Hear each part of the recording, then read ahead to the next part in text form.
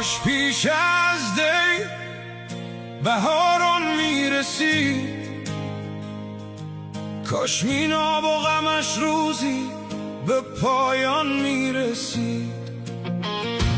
کاش پیش از این همه خونی که رفت، یک توافق بر سر آمال انسان میرسید. کاش جانها عرصه داد و ستد هرگز نبود،